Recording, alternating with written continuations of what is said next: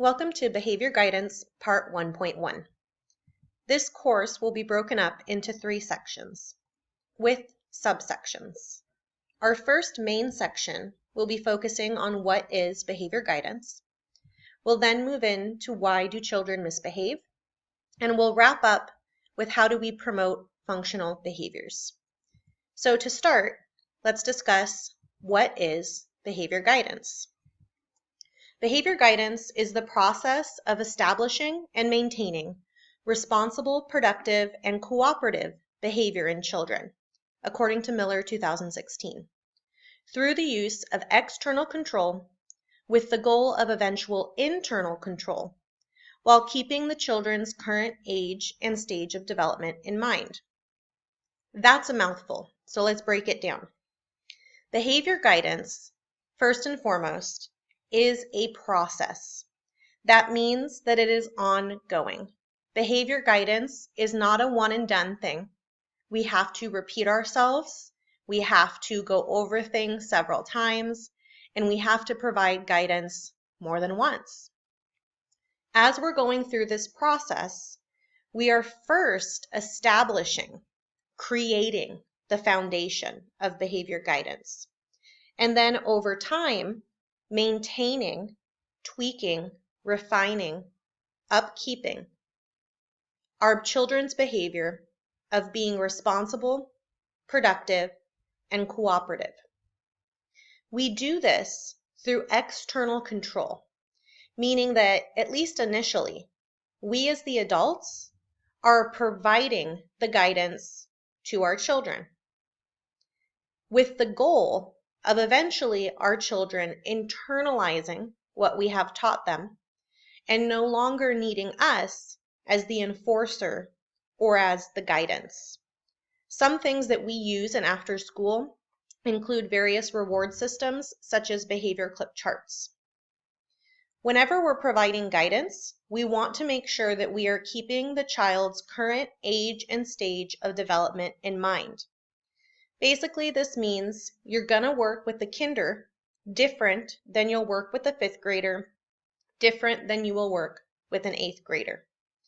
So knowing the child as an individual, knowing your previous experience with them, working with the school day teachers and understanding what works for them during the school day and what you can carry on after school, will all help you to provide better behavior guidance for that individual child given their particular age and stage of development. Outside of that definition, behavior guidance may look like the following. How do I get kids to clean up after themselves? How can I keep children from pushing and shoving? What should I do when children call each other hurtful names? Am I being too strict? Maybe I'm being too lenient. And how can I manage my own feelings of anger and frustration when children throw tantrums or don't do what I've asked them to do? Anytime you are asking these types of questions, either out loud to the children, to your fellow coworkers, or to yourself, you are actually going back to an opportunity to provide behavior guidance. Before we move forward, we have to distinguish the difference between punishment and guidance.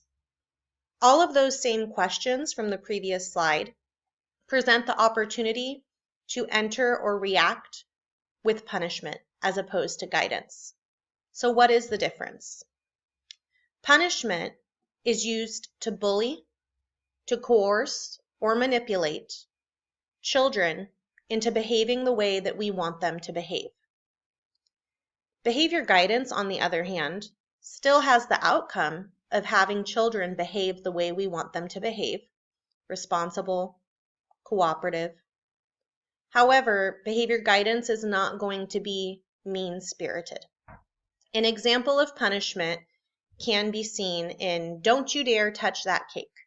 Get away from here and go play. If I catch you fooling around with that cake, you're really gonna get it." This example probably wouldn't be happening in our after-school settings, but it could be happening in a home environment. This is a threat. Threats are a form of punishment. There is nothing that the child is going to learn from this statement. Don't you dare touch that cake. Get away from here and go play. If I catch you fooling around with that cake, you're really going to get it. All this instills is fear, possibly frustration, which can lead to the child acting out even more. If we're moving forward with a guidance strategy, we might rephrase this as, please don't touch the cake. Why don't you go outside and play? I'll call you in when it's time for us to put on the frosting. We are better explaining why we can't touch the cake, when we can touch the cake, and how they will get to go about doing that. We'll focus more on guidance strategies as we continue through this course. The following are some other ways that adults punish children: hair pulling, pinching, slapping, arm yanking, or hitting. Hopefully none of us engage in this in our after-school programs, as that would result in us possibly losing our jobs, having lawsuits brought against us, and potentially against the district itself. However, in our professional capacity, we may still engage in some of the following forms of punishment: withdrawing attention, avoiding eye contact, or not speaking. We may do this intentionally or unintentionally. We're human. We get frustrated when children don't do what we have asked them to do, especially when we've asked them more than once. Maybe we ignore them. We have passive aggression towards them. We pretend like we don't see them doing something. All of that is a form of punishment. We also engage in punishment when we intentionally or unintentionally embarrass or humiliate a child with our words and/or actions. Examples of this include yelling across the classroom at a child to stop doing something, saying, "I already told you and now you're doing it again." "So-and-so, go move down your clip." "Go sit in the corner, you owe me 5 minutes." All of this is embarrassing the child in front of their peers and humiliating them potentially with your words or your actions. Additionally, if we engage in lecturing and/or nagging, that is also a form of punishment. If you are just reminding the child, telling the child over and over again, "Every day I tell you to bring your homework in and then sit down. Every day when we blow the whistle, it's time to clean up, and you never listen. What do I have to do to get you to listen? Do you want to get in trouble?" All of that is punishment. There is no guidance to the child on what they can do, how they can change, how they can improve. Instead, we can be embarrassing and humiliating them within our lectures and our nagging of them. We also engage in punishment when we arbitrarily take away privileges that are unrelated to the problem behavior. For example, if we have a child who is supposed to be walking in a line down the hallway, but they continue running back and forth or hopping up and down, going in and out of the line, playing with the person in front of them or behind them, we can tell them, "Do that again, and you're going to owe me 5 minutes of your Fun Friday time," or whatever consequence you have set. However, not walking in line properly has no direct correlation with losing their free time or Fun Friday or recess time privilege. Instead, a more appropriate consequence would be having them have to practice walking in line for 5 minutes. They might still lose that 5 minutes of recess or free time or Fun Friday, but instead of them just sitting, twiddling their thumbs, possibly getting in more trouble, they are practicing the proper behavior that they should have been doing in the first place. So to summarize, what is the difference between punishment and guidance? Punishment overall is going to lower the self-esteem of the child that we are working with. Self-esteem encompasses our belief of what we're capable of doing, if we're worthy or unworthy of someone's time or affection, and we want to make sure overall that we're building that up as opposed to bringing it down in our after-school programs. Punishment is also going to humiliate degrade, physically or emotionally hurt the child. Overall, this isn't a good feeling. It results in us possibly being angry, frustrated, or just feeling sad or depressed about ourselves, again related back to self-esteem. If a child is truly trying to do something and we continue to punish them for their efforts, they keep getting it wrong and we're just frustrated, they are going to be discouraged and they are no longer going to want to continue trying. It thwarts their efforts to continue. It's also going to embarrass them in front of their peers. It will also belittle them as a person and their value, what they bring to the table. It will socially isolate them from their peers as well. By embarrassing them, their peers may be more likely to exclude them from the group because they always get in trouble. They're quote unquote bad. They don't want to be friends with the bad child. Or vice versa, you end up pushing quote unquote bad children together who keep getting in trouble by your standards. It also emotionally abandons the child. Children are navigating this world and learning about what is quote unquote right or wrong from us as the adults. Yes, they are learning this from their families and their parents, their teachers as well, but they're also learning it from us in the after-school program. And if we are only engaging in punishment, we are not properly guiding them and helping them to understand their emotions. Punishment also denies affection. We're not going around hugging and kissing our kids on the cheek. That's something that families do. But we can still provide verbal and emotional intimacy, affection to our children. That's going to satisfy their needs of love and belonging. If we are engaging in punishment, then we are not satisfying this need for them. Guidance, on the other hand, is going to build up their self-esteem. If someone is guiding them instead of punishing them, they will feel that they can do something, that they are worthy of trying. Hey, why not me? Why can't I do it? That overall is going to help strengthen their character, their person, who they are at the core.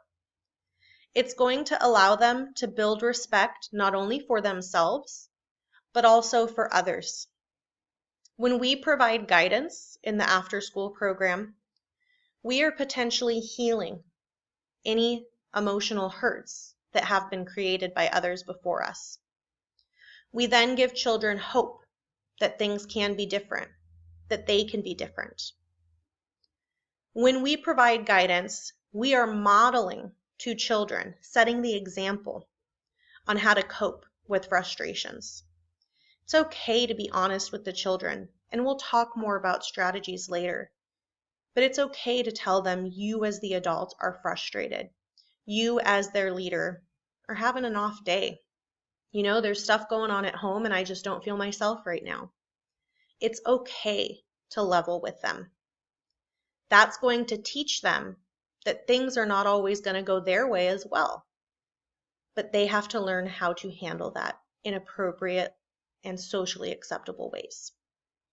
When we provide guidance, we are enabling and encouraging continued efforts. The children are more likely to keep trying, even if they don't get it right the first time. It gives them confidence that failure is not failure. Failure is progress. We're learning something from it. Guidance is going to improve their self-image. They're going to go back to self-esteem, feel better about themselves and who they are and what they bring to the table. Guidance is going to promote trust. Trust between the child and you as the adult. Trust between the child and potentially other adults. Trust between their peers. To be able to say what might be on their mind. To be able to confide maybe some things that are going on at home. That's giving emotional support as well. The children that we see in our after-school grant-funded programs may lack this emotional support in their homes. How great is it if we can be that place for them to provide it? When we build trust, when we provide emotional support, we are being loving and we are being caring. that is the kind of program that I would want to send my children to. To reflect, to summarize all of this, why are we talking about behavior guidance? Why are we talking about difference between guidance and punishment? You may not think of it this way, but parents do have the option as to whether or not they should put their children in our care. Some people are like, nope, they do it because it's free, we're the only choice they have. But when it comes down to it, if push comes to shove, they will find alternative care if they really do not want their child to be with us. And parents are not going to want to put their children in a program that uses punishment, in a program where the adults are bullies.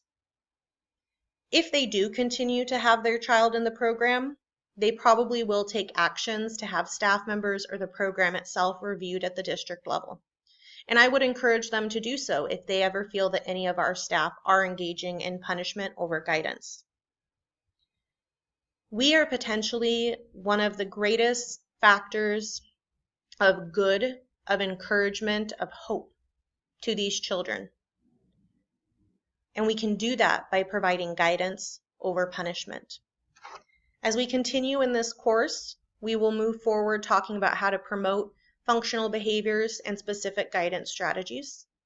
We will also go over the purpose of behavior guidance in more detail. Thank you for watching Part 1.1 of Behavior Guidance.